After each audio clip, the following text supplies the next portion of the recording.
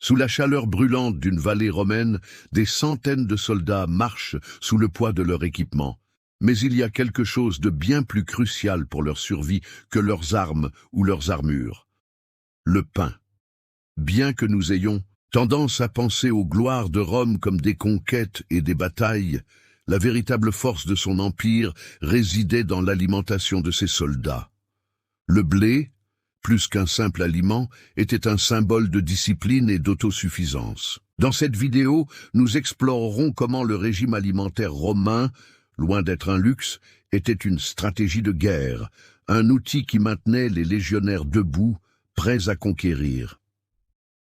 Si cette approche de la Rome antique vous a surpris, n'oubliez pas de liker et de vous abonner. Ainsi, vous ne manquerez plus d'histoire sur les secrets cachés derrière les grands empires.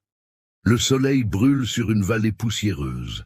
Les bottes de fer frappent le sol avec un rythme sec et uniforme. Des centaines d'hommes marchent, la sueur coulant sur leur front, traînant presque 30 kilos de boucliers, d'épées et d'armures. Chaque pas est une promesse de guerre. Mais quand ils s'arrêtent, il n'y a pas de repos.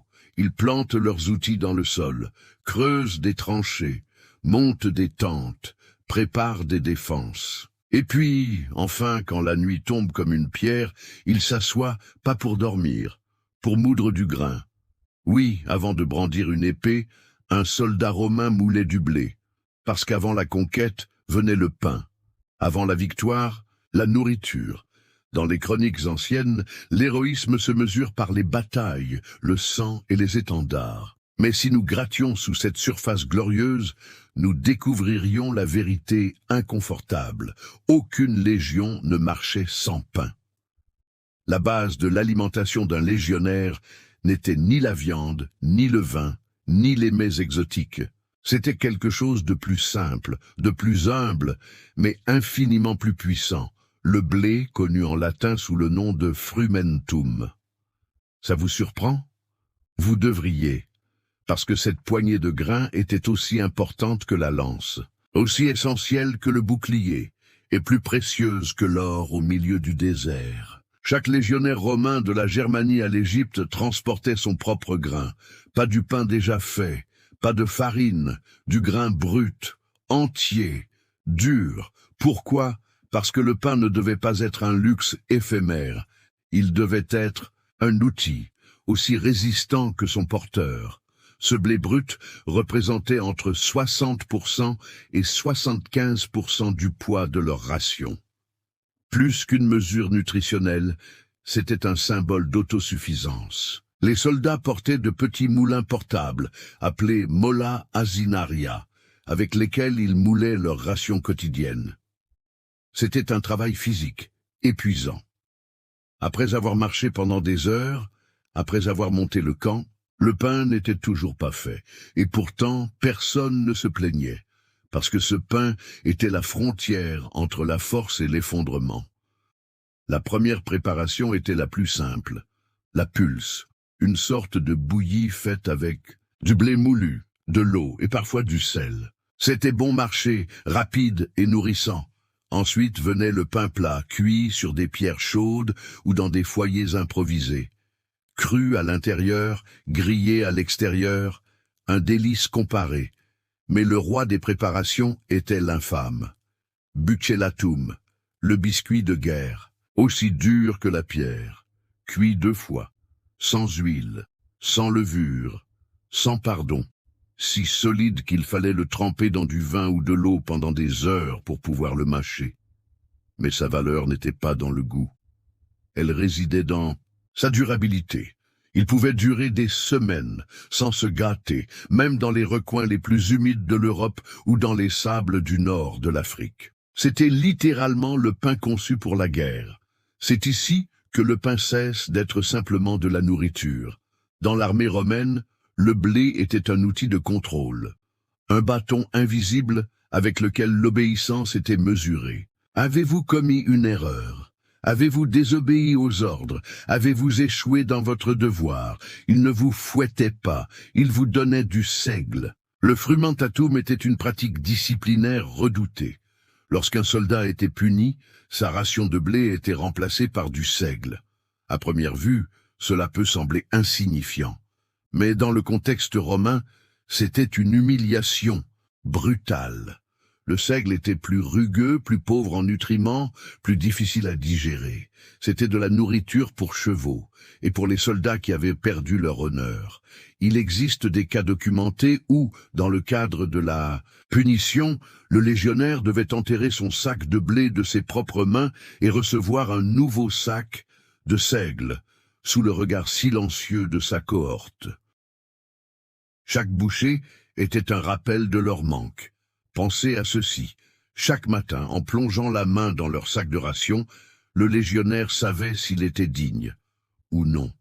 La nourriture se transformait en jugement, et ce jugement était mâché lentement, avec les dents, avec la fierté, avec la discipline. Dans ce sens, le blé ne nourrissait pas seulement, il formait le caractère.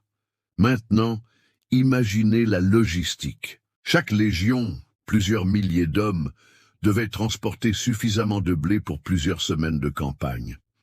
Et si les convois étaient attaqués ou retardés, les conséquences étaient dévastatrices. Les Romains ont développé un réseau d'approvisionnement tellement efficace que même aujourd'hui, les stratèges militaires l'étudient. Chariots, mules, esclaves, centurions de logistique. Tout tournait autour du pain. Sans pain, pas de guerre. Sans guerre, pas d'empire. Et pourtant, ce pain avait un prix, pas en pièces de monnaie, mais en temps, sueur et stratégie. Saviez-vous que certaines campagnes militaires étaient planifiées non pas autour de l'ennemi, mais autour du blé? Les généraux décidaient quand avancer en fonction de leur capacité à approvisionner les troupes en grains. Les ennemis savaient cela. Attaquer les convois de blé, c'était attaquer le cœur de la légion.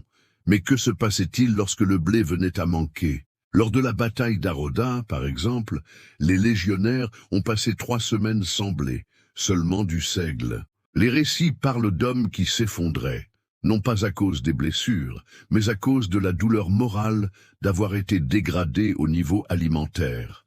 Et pourtant, ils ont survécu. Parce que dans le monde romain, la survie n'était pas une option, c'était un mandat. Nous avons exploré le pain avant l'épée, la pierre angulaire qui n'apparaît pas dans les statues ni sur les pièces, mais qui soutenait les conquêtes les plus légendaires du monde antique. Mais le pain n'était pas toujours suffisant. Que faisaient les soldats quand ils avaient besoin de plus que du pulse et du buccellatum? Quand le corps exigeait des protéines, de l'énergie réelle et une morale élevée, la réponse était dans la viande, mais pas n'importe quelle viande. La viande chassée, conquise et ritualisée. Après des jours de marche, de construction, de combat, l'estomac gronde. Pas de la simple faim, mais d'un besoin. La bouillie de blé ne suffit plus.